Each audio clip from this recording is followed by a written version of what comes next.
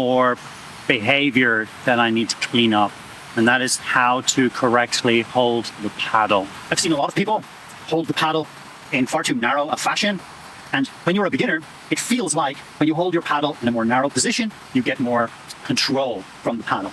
And this is true. A more narrow position gives you more control, but at the cost of power and at the cost of good advanced technique. To get the correct measurement, you can put the paddle on your head.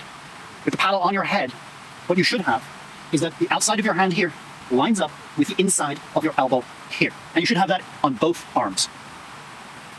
That grip will feel too wide for most people in the beginning, but I advise that you fight through and you keep gripping your paddle in this way. Don't run into the mistake of creeping those hands in and having a narrow grip.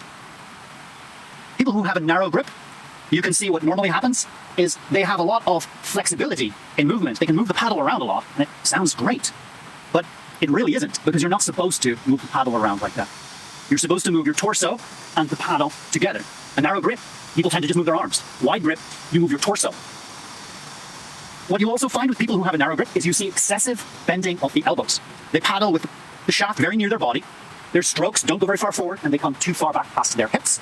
And they generally don't respect what is termed the paddler's box. The paddler's box is the idea that you keep the shaft of the paddle parallel to your torso and away from your torso.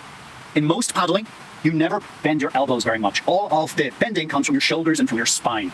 So a good paddler will have a very straight-armed movement. A bad paddler, or should I say a paddler with weak technique, will find lots of elbow motion. And that's really incorrect if he wants to develop good technique later on. So what are the takeaways? The takeaways are: make sure your paddle is held wide enough apart.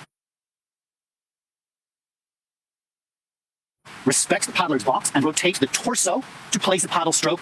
Do not rotate the arms around excessively. You want to minimize the stresses on your arms and your elbow joints and put those stresses onto larger shoulder and back muscles.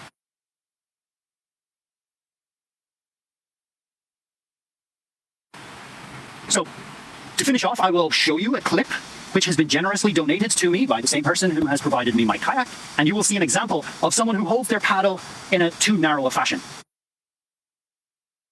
What you won't see in the clip is someone paddling badly. He's still doing great.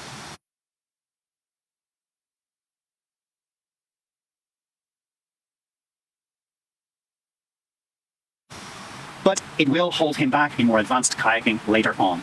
So for you, if you find that you have too narrow a grip, your elbows are sticking out too much, you're getting too much bend in the elbows, change that up, spread the grip, keep the paddle away from yourself, and rotate the torso instead of bending the elbows. So I'm going to demonstrate on the water a basic forward stroke, and you should see that my elbows do not bend much. You should see that my torso rotates quite strongly, and you should see that it is a very powerful and fluid motion.